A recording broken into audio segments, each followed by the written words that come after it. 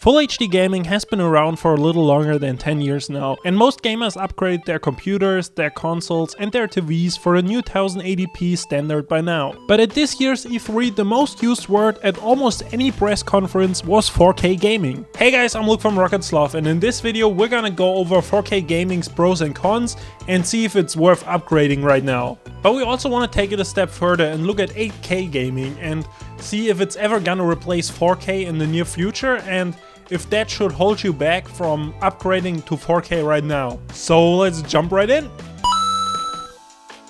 Let's start off with something I was always confused about myself. Why is it even called 4K? The simple answer is that 4K is named after the image width of around 4000 pixels, while 1080p was named after the image's height. Alternatively, you can also call 4K 2160p, which is double the height of Full HD. 4K has about 8 million pixels, which is also 4 times what 1080p can display. Then there's also the name Ultra HD and UHD floating around now, and you might wonder what's the difference between 4K and Ultra HD? Well, when you speak of 4K, it's technically the cinema standard, which has a resolution of 4096 x 2160, and at home you only get 3840 x 2160 pixels. So some brands try to avoid the 4K branding and replace it with Ultra HD. They are basically the same, and I think 4K might be the one that will stick in the future, with the UHD label slowly disappearing to avoid more confusion. So is it worth upgrading all your devices to 4K? I hear a lot of people saying they don't notice a big difference and it's not worth upgrading,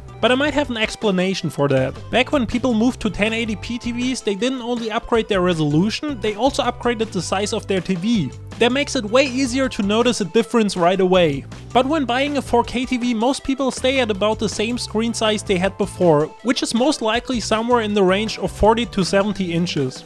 Not only does the screen size matter in a way, but obviously you need 4K content to watch, and you need to sit in the right distance to your TV. I always used to hear people say that a 70-inch Full HD TV would be too big for a normal living room, since you have to sit about 10 feet away for you to not see individual pixels. Well, 4K TVs basically say screw that rule and you can actually get pretty close. At 70 inches and 4K resolution, you only need to sit about 3 to 4 feet away. That's why 4K computer monitors are always so crisp, since it doesn't matter as much how close you get now. 4K monitors can get up to 30 to 40 inches and still be sharp as hell.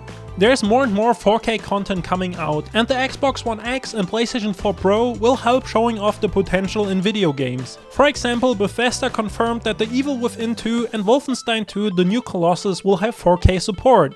The list of games that support 4K just keeps expanding. There's only one more thing to talk about now. You might be asking yourself, shouldn't I wait for 8K to be available? Won't I have to upgrade again in a few years? Well, if you have the opportunity or the money to get 4K devices now, I think you will have a lot from them for a long time. 8K might sound awesome, but you need a gigantic screen and sit right in front of it to even notice a difference. While it would have around 32 million pixels, so 4 times what 4K has, it probably won't make it as the new home standard. For cinemas though, it will be the future and is already being worked on. So if you're not planning on building a realistic cinema in your basement, you might never need to upgrade your TV again. With more 4K content, games and consoles coming out, it almost seems like you need to jump onto the 4K hype train right now. But it's still really pricey and it's gonna cost you a lot of money to upgrade to the proper devices. For me and probably many other people, money is the biggest concern and is my personal reason why I didn't upgrade yet. But I know a 4K picture looks awesome and gaming feels even better with it. So if you want the best experience at this point, you should buy a 4K TV and a console with 4K support. There's a good chance that your purchase of a 4K TV will be future-proof too. Anyways, the price will eventually drop and content is just going to keep coming, so there's no rush to upgrade right now. But at least try to give 4K a chance. Cause back when 1080p came out, people started discussing if it's even worth it, and see what's our home standard now.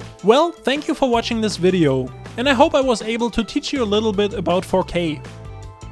And while this video might be over, make sure to subscribe to Sloth for more gaming lists, news and discussions uploaded daily. Your new #1 source for all things gaming.